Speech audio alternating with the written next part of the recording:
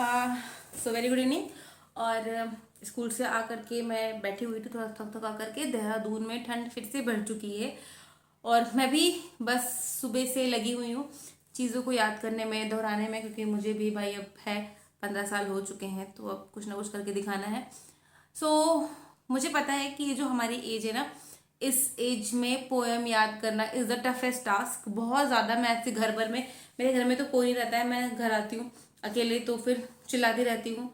और मान लो घर पे कोई है भी तो भी मैं चिल्लाती रहती हूँ कि ऊठ चला भाई ऊठ चला। बट बहुत ज़्यादा टफ हो जाता है, और ख़ास करके हाउसवाइफ के लिए कि उन्हें घर का काम भी करना है और पोएम भी याद करनी है, तो हम बैठ करके याद नहीं कर सकते। तो जो ये आज वाली पोएम है, ऊठ चला भाई ऊठ चला, ये भी मैंने अपने बच्चों के साथ में एक बार मैं क्लास सेकेंड में अरेंजमेंट में गई थी, फिर मैंने वहाँ पे जा कर के ये पोएम लर्न करी थी।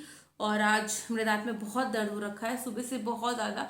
कि आज मैंने स्कूल में भी ड्यूटी नहीं करी, मैं 3 बजे घर आ गई और इस पेन में मैं बैठे याद कर रही हूँ चीज़ों को, क्योंकि जंग अभी जारी है, नौकरी है हमारी है। चलिए, और खेल खेल में हम इस पोएम को याद करेंगे। खेल खेल में पोएम याद करने का मतलब ये कि मैं रिसाइट करूंगी और मेरे पीछे पीछे आप इसको रिसाइट करिएगा। और इसे आप कभी भी कहीं पे भी, मतलब अगर आप कुछ नहीं करने का मन है, लेटे हुए बिस्तर पे, तो आपने लगा लिया, सुनते जा रहे हो, रिसाइट करते जा रहे हो। आप किचन में काम कर रही हैं तो भी आपने लगा लिया यूट्यूब पे और रिसाइट करते जा रहे हो, तो आपको ये पोएम याद हो जाएगी। तो मैंने भी अभी भी याद करी है और देखती हूँ मुझे कितनी याद है। ठीक है, सो चलते हैं। ऊंट चला भाई ऊंट चला, हिलता डुलता ऊंट चला, इतना ऊंचा ऊंट चला, ऊंट चला भाई ऊंट चला। ठीक, चलिए इस लाइन को एक बार फिर से हम रिपीट कर लेते हैं। ऊंट चला भाई ऊंट चला, हिलता डुलता ऊंट चला, इतना ऊंचा ऊंट चला, ऊंट चला भाई ऊंट चला। शक्ल पे मत जाइएगा, बस बैठी हुई थी और मैंने कहा मैं रिकॉर्ड कर देती हूँ। ठीक, ये एक पैराग्राफ है। अब यहाँ पे आप मेरे वीडियो को पॉज करिएगा और एक बार फिर से आप इसे रिपीट करिएगा। उसके बाद हम नेक्स्ट स्टेंजा पे आएंगे। फिर उसके बाद नेक्स्ट लाइन जो हमारी है, तो यहाँ तक आपने पॉज किया और नेक्स्ट लाइन पे हम आएंगे।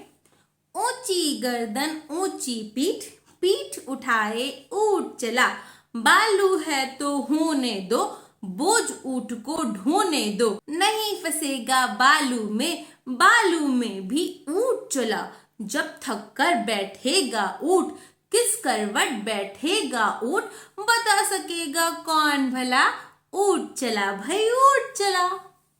हो गया, इतना ही तो था। फिर से सुनते एक बार, ठीक है, और फिर से हम सब साथ में गाएंगे। और धीरे धीरे थोड़ा सा।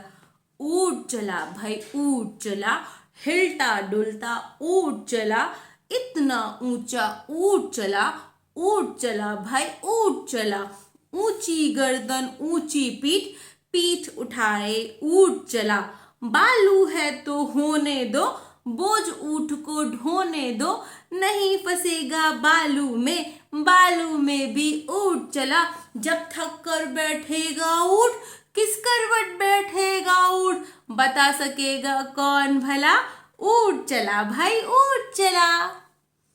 तो चलिए, ये पोएम आप आज याद करिए और कल मैं एक इसका डेमो भी दिखा दूंगी कि अगर मैं ये वाली पोएम वहां पे कराने जा रही हूँ तो किस तरह से प्रस्तावना प्रश्न के साथ में ये पोएम कराऊंगी, और पोएम होने के बाद में बच्चों से कौन कौन से क्वेश्चन पूछूंगी इससे रिलेटेड। ठीक है, तो चलिए टाटा बाय बाय। सब्सक्राइब के लिए मुझे कहना ही नहीं, क्योंकि मुझे यहाँ पे अपने यूट्यूबर सब्सक्राइबर व्यूज नहीं बढ़ाने हैं। मेन तो मेरा ये है कि भाई आपके साथ में एक जंग लड़नी है जिसमें खुद भी जीतना है और आपको भी जिताना है।